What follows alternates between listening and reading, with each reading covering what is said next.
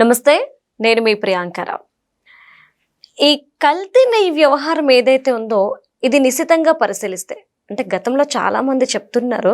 కానీ ఒక్కసారి అబ్జర్వ్ చేస్తే ఇది కేవలం డబ్బు కోసం చేసిన చర్య మాత్రమే కాదు. యావత్ హిందూ ధర్మం మీద దెబ్బ కొట్టడమే లక్ష్యంగా అదే టార్గెట్‌గా చేసింది అని చెప్పేసి. ఎందుకు ఈ ప్రశ్న ఉత్పన్నమైంది అంటే డబ్బు కోసమే అయితే మసీదుల్లోనూ చర్చిల్లోనూ ఇతరిత్ర ఆల్రెడీ చాలా స్కామ్లు భూ అక్రమాలు ఇవన్నీ మనం చూస్తూనే ఉన్నాం.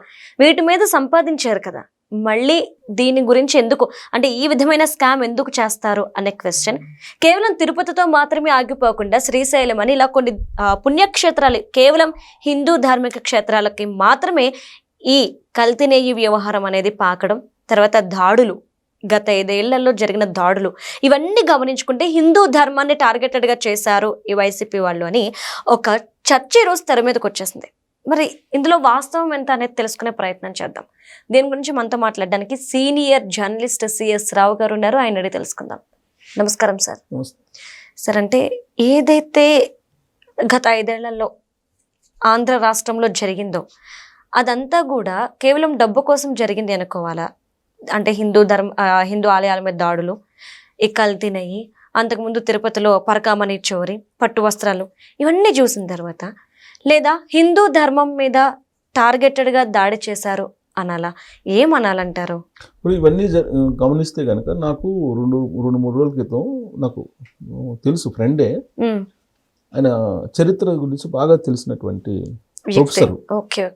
ఆయన ఏం చెప్పాడంటే ప్రపంచంలో ఎలాంటి అల్లకుల్లలు, ఎలాంటి ప్రళయాలు ఏం వచ్చినా సరే దాని పరిష్కారం భారతదేశంలో లభిస్తుందని. నిజమే. ఇప్పుడు కాదు, యుగాల నుంచి భారతదేశమే మూలం, ప్రపంచానికి భారతదేశమే మూలం అని చెప్పి నాకు ఆయన చెప్పడం జరిగింది. అందుకే మీకు ఎన్ని యుద్ధాలు జరిగినా, ఎంతమంది ఎన్ని దాడులు చేసినా, ఎంతమంది కొన్ని వందల సంవత్సరాల పాటు ఆక్యుపై చేసి భారత సంపదని తరలించుకొని వెళ్ళినా కానీ బ్రిటిష్ వాళ్ళు కొన్ని $1 ట్రిలియన్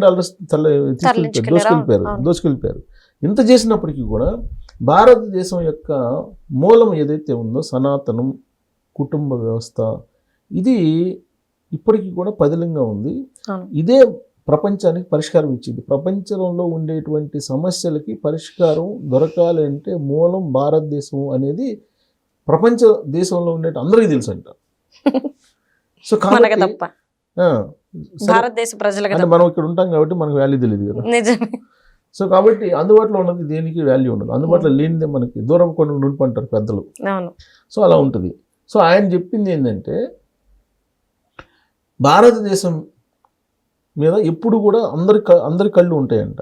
ఎందుకంటే ప్రపంచంలో హిందూ దేశం అంటే హిందూ దేశం కాకపోయినా హిందువులు ఎక్కువగా ఉండేటువంటి దేశం, లౌకిక దేశం అందే, హిందూ దేశం కాదు. అయినప్పటికీ హిందువులు మెజారిటీ ఉండేటువంటి దేశం భారతదేశం. ఇక్కడ ఉండేటువంటి సనాతన ధర్మం కానీ, దాన్ని హిందూ ధర్మం అనండి, సనాతన ధర్మం అనండి, ఏదైనా అనండి, ఇక్కడ ఉండేటువంటిది చాలా విలువైనది అని చెప్పేసి అందరికీ తెలుసు అంట. అందుకే ఎప్పుడు టార్గెట్ అందరికీ భారతదేశం మీదనే ఉంటుందంట టార్గెట్ ఎప్పుడు కూడా. ఇప్పుడు ప్రపంచంలో తీసుకుంటే రెండు ఎప్పుడు కొట్లాట జరుగుతుంటాయి. ఇది ఇస్లాము, యూదు, వీటి మధ్య యుద్ధాలు జరుగుతుంటాయి, వీటి మధ్య జరుగుతుంటుంది. సో హిందువులని మార్చేయాలి, ఇప్పుడు హిందువుల్ని క్రిస్టియన్స్గా మార్చేయాలి. ఎప్పటి నుంచి జరుగుతుంది ఇది? కొన్ని వందల సంవత్సరాల నుంచి జరుగుతుంది, అవునా? అలాగే ముస్లిమ్స్ హిందువుల్ని ముస్లిమ్స్గా ఇప్పుడు కొంతమంది ఇప్పుడు ఈ మధ్యకాలంలో చాలా వచ్చినాయి కదా. లవ్ జిహాద్ అనేది, లవ్ జిహాద్ ఏంటి? హిందూ మహిళల్ని తీసుకెళ్ళి మత మార్పిడి. అలాగే రీసెంట్గా ఒక అఫీషియల్ న్యూస్ కూడా వచ్చింది. ఏంటంటే ఒక ముస్లిం పెద్ద ఆయన హిందూ మహిళలు బ్రాహ్మణ్ని కనుక మీరు ట్రాప్ చేసి పెళ్లి చేసుకుంటే ఒక రేటు, అదే వైశ్యాసనం చేస్తే ఒక రేటు, క్షత్రియులను చేస్తే ఒక రేటు, శూద్రులను చేస్తే ఒక రేటు, ఇలా రేట్ ఫిక్స్ చేసి అఫీషియల్గా న్యూస్ వచ్చింది. మహిళల మీద, ప్రత్యేకించి మహిళల మీద మీరు కనుక కన్వర్షన్ చేసి మీరు పెళ్లి చేసుకొని వాళ్ళని వదిలిపెట్టాలి, మళ్ళీ పెళ్లి చేసుకొని వాళ్ళ ద్వారా పిల్లలు కనేసి తర్వాత వాళ్ళని వదిలిపెట్టాలి. ఇది వాళ్ళ కాన్సెప్ట్. అఫీషియల్ న్యూస్ నాకు తెలుసు 2-3 నెలల క్రితం వచ్చి నేను వీడియో కూడా చేశాను. సో అంత దాడులు జరుగుతుంటాయి భారతదేశం మీద.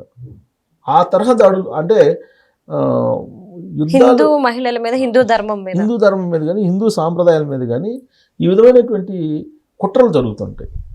దానికి కారణం ఏంది? అంత స్ట్రాంగ్ భారతదేశం కానీ హిందూ ధర్మం కానీ సనాతన ధర్మం కానీ. దీనికి మూలం ఏంటి?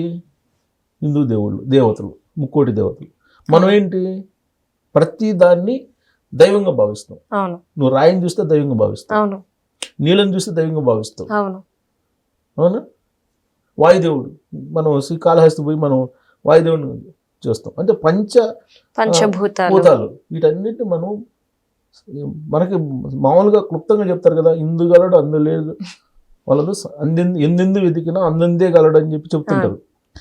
సో అంటే మొత్తం అన్ని సర్వవ్యాప్తం, మొత్తం వందే జగద్గురు అని అంటాం కదా, అట్ట మొత్తం సర్వాంతర్యామి మన దేవుడు అనేది ఒక కాన్సెప్ట్. ఆ నమ్మకంతో జీవితాన్ని నడుపుతుంటారు మన వాళ్ళు. సో ఈ నమ్మకం ఎక్కడుంది? వెంకటేశ్వర స్వామి, తిరుమల తిరుపతి వెంకటేశ్వర స్వామి లాంటి వాళ్ళ దగ్గర ఉన్నాయి. కోట్లాది మంది అక్కడికి వెళ్తున్నారు, కొలుస్తున్నారు. ప్రపంచంలో ఉండేటువంటి ఆధ్యాత్మిక కేంద్రం, ప్రపంచ ఆధ్యాత్మిక కేంద్రం అంటే తిరుమల, అలాగే వారణాసి, ఇలాంటి ప్రముఖవి ఉన్నాయి, క్షేత్రాలు అనేకం ఉన్నాయి మనకి. వీటన్నిటి మీద వీటిని బలహీనపరచాలన్నా, లేదంటే వాటికి ఉన్న ప్రాసెస్ అని తగ్గిస్తే తప్ప వీళ్ళకి ఆ నమ్మకం పోతుంది. అప్పుడు మనం క్రిస్టియానిటీలోకో లేకపోతే ఇంకొక దాంట్లో మతాలకు మార్చాలి. ఈ మతాలు ఎగ్జాంపుల్ చెప్తాను మీకు. ఇప్పుడు నా ఫ్రెండ్స్ ఉన్నారు, క్రిస్టియన్స్ ఉన్నారు. 21st వచ్చిందంటే, December 21 ఉంది, క్రిస్టియన్స్ 24th నైట్ వెళ్తారు చర్చిలకి, అర్ధరాత్రి పూట లైట్ వెలిగిస్తారు, క్యాండిల్ వెలిగిస్తారు. నన్ను పిలిచేవాళ్ళు, నేను వెళ్తాను, నేను వెళ్ళేవాడిని, క్యాండిల్ కూడా వెలిగించేవాడిని. ఆ తర్వాత మనం ఎప్పుడైనా తిరుపతి లడ్డు తీసుకొస్తే పెడితే మీరు తీసుకోరు, మీరు పెట్టండి కావాలంటే. తీసుకోరు సార్, తెలుసు, నేను చాలా సార్లు చూసాను. తీసుకోరు. సో చూడండి ఎంత అంటే వాళ్ళకి ఏం చెప్తున్నారు ఈ మతం మార్చేవాళ్ళు, మీరు బొట్టు పెట్టుకోకూడదు, మీరు గాజులు వేసుకోకూడదు, మీరు తాలిబొట్టు వేసుకోకూడదు, రంగురంగుల బట్టలు అసలుకే వేసుకోకూడదు మీరు, తర్వాత హిందూ దేవాలయాల్లో పెట్టే ప్రసాదాలు తినకూడదు, ఇవన్నీ వాళ్ళకి చెప్తున్నారు మతం మార్చేసి. అదే మీరు ఒరిజినల్ క్రిస్టియన్స్, వీళ్ళంతా కన్వర్టెడ్ ఒరిజినల్ క్రిస్టియన్స్ మనకి అమెరికాలో ఉంటారు. వాళ్ళు వచ్చి కాశీలో పోతే ఎంతమంది కనబడతారు మనకి, తిరుమలలో పోతే తిరుమల దర్శనానికి వస్తారు, ప్రసాదం తింటారు హాయిగా. నాకు ఒక క్రిస్టియన్ ఫ్రెండ్, అంటే ఫారెన్ కంట్రీస్ నుండి వచ్చిన వాళ్ళకి ఏం ఉండవు సార్. అరే మీరు మేము ఒకటే రా అంటారు. అదే వీళ్ళకి ఏం చెప్తున్నారంటే, నువ్వు క్రిస్టియన్ గా మారుస్తారా ఒక పర్సన్ ని, మార్చిన తర్వాత నువ్వు ఇంకొక 10 మందిని మారిస్తే నీకు యేసుక్రీస్తు మీకు అనుగ్రహిస్తాడు అని చెప్పి చెబుతారు. కనీసం ఒక్కళ్ళన్నా మార్చాలి మీరు అనే టార్గెట్ పెడతారు. దుర్మార్గం కదా ఇది. సో ఇలా జరుగుతున్నటువంటి క్రమంలో ప్రాశస్త్యం గలటువంటి టెంపుల్స్ మీద గతంలో డైరెక్ట్గా యుద్ధాలు చేసేవాళ్ళు. ఇది విదేశస్తులు కానీ, లేదంటే మనకి అనేక మంది అక్బరు, బాబరు ఇవన్నీ ఉన్నారు కదా చాలామంది చరిత్రలో, డైరెక్ట్గా దేవాలయాల మీద దాడులు చేసేవాళ్ళు. కానీ ఇప్పుడు జరుగుతుంది ఏంది, విదేశీ కుట్రతోటి మన దేశంలో ఉండేటువంటి కొంతమంది నాయకుల సహాయంతో హిందూ మతం, హిందూ సాంప్రదాయాలు, హిందూ టెంపుల్స్ మీద ఇలాంటివి జరుగుతున్నాయి అని. దాంట్లో భాగంగానే తిరుమల తిరుపతి దేవస్థానం మీద ఎప్పటి నుంచి కుట్రలు జరుగుతున్నాయి? జెరూసలం ప్రచారం చేశారు అక్కడ. అవును సార్. అక్కడ అన్యమత ప్రచారం చేశారు సార్. 7 కొండల్ని 3 కొండలు అని అన్నారు. 2 కొండలే 3 కొండలేను, 7 కొండలు కాదు 3 కొండలేను, మిగతా అవసరం లేదని చెప్పి అదొక జీవో తీసుకొచ్చి మళ్ళీ దాన్ని వెనక్కి తీసుకున్నారు. అవునా? ఆ తర్వాత మీకు తిరుమలలో దాని ప్రాసెస్ తగ్గేలాగా ఇవన్నీ చేస్తున్నారు. ఇప్పుడు కల్తీ నెయ్యి ఇవన్నీ అంటే దాని వెనుక ఏం జరుగుతుంది?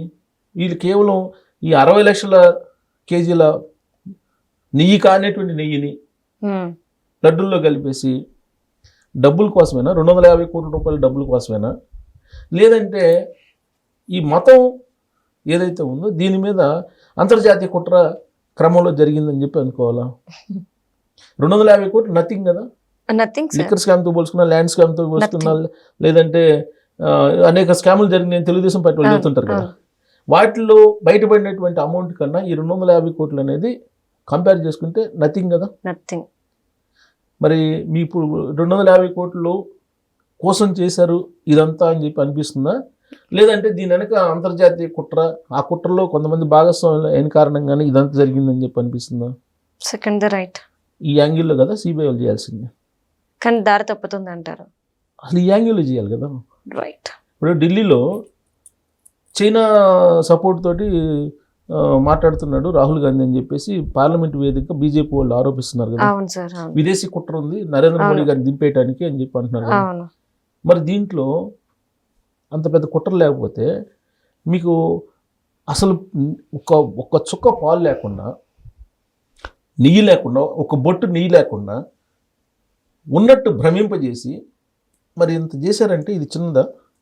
ఈ కుట్ర లోకల్ వాళ్ళు చేసి ఉంటారని చెప్పి మనం అనుకోవాలా? లేదు. దీని వెనక అంతర్జాతీయ కుట్ర లేదని చెప్పేసి మనం అనుకోవడంలో తప్పుందా?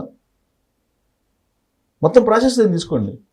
అసలు దాన్ని జియాలజీ ఒకసారి ఏం చేశారు జియాలజీ వాళ్ళు, దాన్ని మొత్తం ఇది పురాతన దీని కింద వస్తుంది, పురావస్తు దాని కింద, దీన్ని అసలు సెంట్రల్ గవర్నమెంట్ తీసేసుకోవాలని చెప్పి ఒక మూమెంట్లో చేశారు.